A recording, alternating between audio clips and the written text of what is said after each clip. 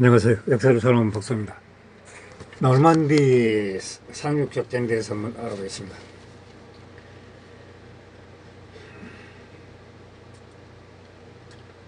연합군이 대공공장병 여러분 우리가 수개월을 걸쳐 준비한 위대한 승진을 앞두고 있습니다. 세계 이목이 여러분에게 집중되어 있다고 생각합니다. 자유를 사랑하는 모든 사람들의 희망과 기도가 여러분과 함께 하고 있습니다. 여러분, 우리 영명한 동맹과 다른 전원들과 함께 독일이 전쟁 기기를 군시하고 탄압받고 있는 유럽 시민들에 대한 나치 국정을 몰아내며 자유세계 우리 안보를 지켜낼 것입니다. 나치 독일의 소련을 침공하여 반발한 독소전쟁이 시작된 이후 소련의 세계장인 스탈린은 독일군의 전쟁을 분산시켜 소련의 폐해를 줄이기 위해 줄곧 서유럽의 제2전선 형성을 요구하는 압박을 가하고 있었습니다. 연합군의 호응에 1942년 이미 관련 성명을 발표했으나 처칠 영국 총리의 반대로 미뤄졌습니다. 그 대신 이미 영국군이 주둔하고 있던 지주행을 통해 공시하기로 결정하였습니다. 1943년 연합군은 북아프리카, 이탈리아의 시체라까지 점령하며 수출국을 지중해에서 축출하기 시작하였습니다. 같은 해 9월에는 마침내 이탈리아 본토에 상륙하기 시작하였습니다. 같은 시기 독소전쟁이 진행 중이던 동부전선에서는 소련이 스탈린그라드 전투에서 결정적인 승리를 하고 카라코프 공방전, 크로스코 전투 등에서 승전하며 나치 독일에 대한 공세를 펼치기 시작했습니다.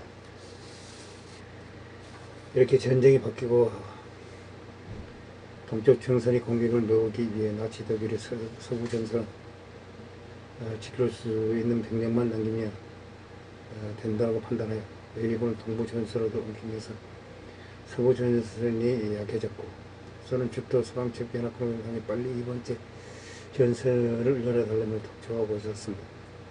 연합군이 프랑스를 대차를 철의 희귀라고 생각하며 프랑스의 해안상륙작전을 검토하였습니다. 유럽 정찰에서 불가했던 DF 상륙작전을 복귀하며 철저하게 준비하기 시작했습니다. 미국의 상륙 지점 후보가 뽑혔으나 여러 지리적 여건을 따져 최종적으로 낙점된 것은 노르망디였습니다. 연합군 경호연설에서 본 독일군 4기 상륙 후보 중 파르칼레가 연합군이 상륙하기 가장 유력한 것이라고 여겨 매우 강력하게 방어선을 구축해두었습니다. 혹시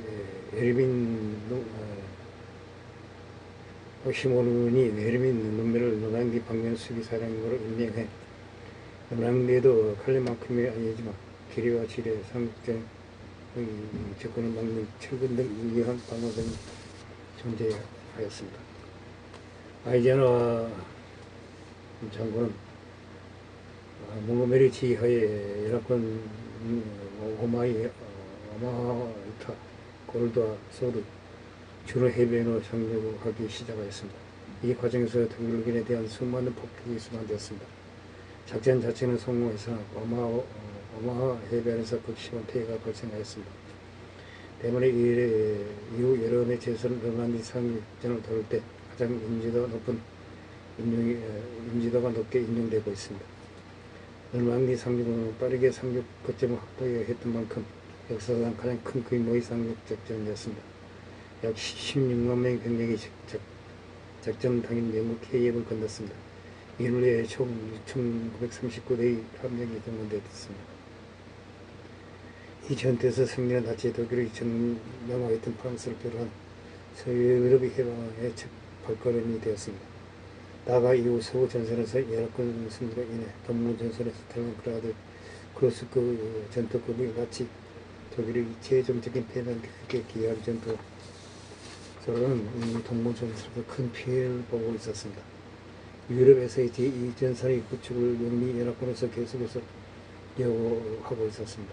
1942년 이런 요구로 인해 결국 정치적인 입장과 국민의 사기 진작 그리고 독일군의 해안 방어 능력을 심히 볼 겸 처칠 수상은 야심차게 준비한 DF 상륙 작전은 실패로 끝나고 말았습니다. 특히 주력기였던 영국군과 캐나다군이 심각하게 피해를 입었습니다. 물론 이 작전으로 상륙작전의 기본이 뭔지를 깨닫는 성과도 있었습니다. 준비가 제대로 안 된 상태에서 상륙하면 안 간다는 게 분명해졌습니다. 연합군의 제2전선의 행성은 계속 연기되었습니다. 그러자 연합군은 영국에게 전략적 이점을 고려 처칠경이 아돌프 히틀러의 부드러운 아랫배라고 주장한 이탈리아와 남부 유럽에 상륙한 계획을 세우게 됩니다. 1943년 연합군은 시칠라의 상륙을 위해 허스키 작전을 시행에 옮깁니다.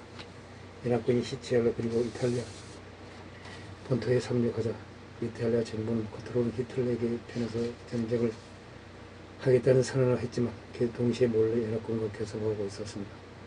결국 이탈리아는 연합군에게 항복하였습니다. 이탈리아 수도는 독일군과 연합군이 이탈리아에서 전투에 들어가게 됩니다. 하지만 이런 상황에서 독일군은 이탈리아의 험한 진영을 이용해 저항에 들어갔습니다. 연합군은 로마를 점령하기 직전까지는 독일군의 강한 저항에 힘을 거의 진기하지 못하게 됩니다.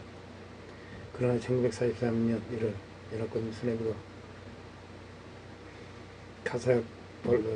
카사블랑카 회담 뒤 영미 연합군은 프랑스에서 제공한 감명한 연합군의 침공 계획을 세우기 시작합니다. 이달 뒤 트레이다트 회담에서 오버로드라는 어마어마한 상륙 작전을 1943년 5월 1일 실시하기로 결정하고 계획 수립은 연합군 원정군 사령부로 참모장 모건 장군이 맡기로 하였습니다. 며칠 뒤 원정군 최우사령부는 오버로드 작전의 세부 계획의 수립에 착수를 합니다. 모건의 첫 임무는 침공 장소를 선점하는 일이었는데 처음에는 프랑스의 파드칼레 노르망디 루타누가 제시되었습니다.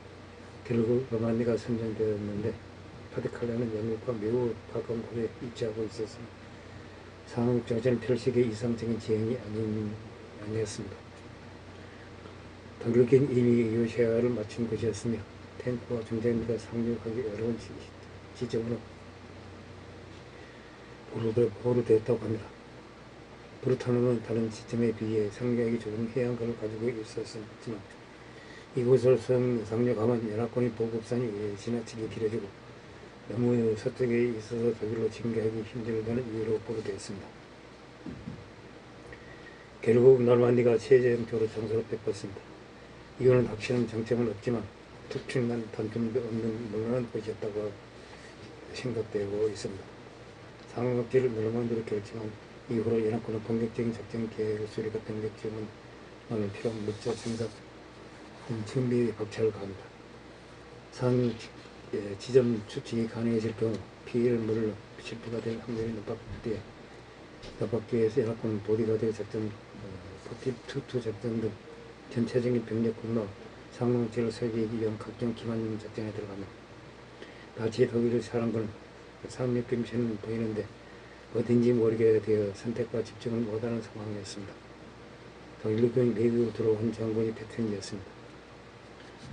패튼 장군이 지휘하는 가성 제1집단군을 만들어 심리전을 거는 등 독일군을 계속해서 오판하게 만들었습니다. 이렇게 양동작전과 군사물품 생산이 완료되어 언제든지 작전에 접수할 수 있게 된 연합군은 연합군 D-Day를 기다리게 됩니다. 그러나 D-Day로 처음 계획된 6월 4일은 파도가 심해 상륙할 수 없었습니다. 이 당시 날씨는 그냥 파도 좀 친다는 수준이 아니라 영국 해역 전체에 강력한 한랭전선이 뻗어 비바람이 불어닥쳤습니다. D-Day 무렵의 유럽 기상도는 이 때문에 연합군 사령부는 그야말로 초상집 상태였습니다. 다행히 6월 1일은 날씨가 잠깐 된다는 소식을 들은 아이젠하워 장군은 상륙을 2월 6일로 결정하였습니다. 이는 천운입니다. 당시 병력과 물자의 배치 상륙 작전의 여건 야간 공수부대 투하 작전, 당시 달빛 조명, 상륙전에 영향을 끼칠 조수 간만의 차를 고려해 볼 때 6월 초가 아니면 이 기회가 되는 모두 최적인 날인 9월 이후로는 없었고, 만약 대의성 지체할 경우 보관을 위해 유저가 격리되어 있던 몇십만에 달하는 병사들에게 더 이상 보안을 기대하기 어려웠습니다. 아이젠하워의 본인도 이날로 결정하기 전 총사령관 단 한 명의 선택에 너무 많은 것을 운명에 걸려 있다며 고민하였다고 합니다. 게다가 이 날씨 문제는 독일군이 오파하는 데 약간 도움을 줬습니다. 독일군이 이때 악천후 상태를 당연히 알고 있었고, 논하는 데 반면 수비 지휘관 몇 명도 지금 당장은 상륙할 리가 없겠다고 오판하였다고 합니다. 아내의 생일을 위해 독일로 귀국의 자리를 비운 상태였습니다.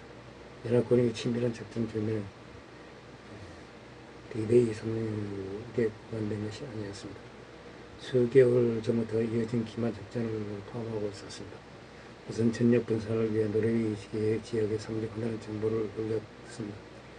어쨌거나 프랑스에서 상륙할 것이 전화했기에 상륙 지정을 오판시키기 위한 기만 역시 기만 전술을 실시하였습니다. 그를 위해 연합군은 저쪽국에서 보낸 간첩을 잡아다가 아예 연합군으로 전환시킨 뒤 잡혔다는 사실을 숨기고 이기적인 간첩으로 만들어서 그들에게 클레 제게서의 상륙전을 벌일 것이라는 역정보를 흘렸습니다.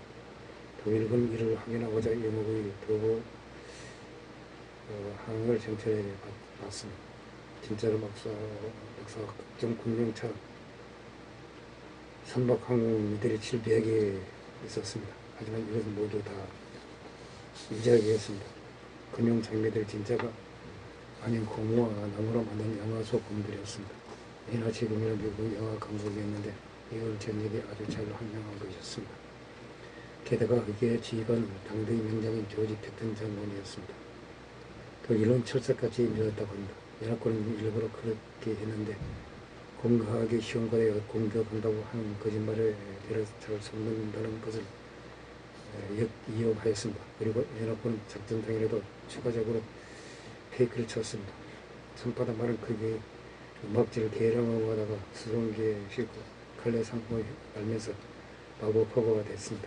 이에 독일군의 외대에는 마치 거대한 편대군으로 이루어진 항적군이 나타난 것처럼 잡혔습니다. 독일 일군이 칼레에 침통하였으나 아무것도 없었다고 합니다. 나중에 땅바닥에 대량의 음악지가 버려져 있는 것을 보고 나가서야 속았다는 것을 알았습니다. 이러한 사전 전면의 D-Day 당일 독일군이 상륙 지점을 오판하게 만들었습니다. 또한 기습적이고 D-Day 상륙 작전은 독일군에게 추가적인 혼란을 야기하였으며 결국 연합군이 노르만디 상륙 작전은 성공하게 됩니다. 이상은 노르만디 상륙 작전에 대해서 알아봤습니다.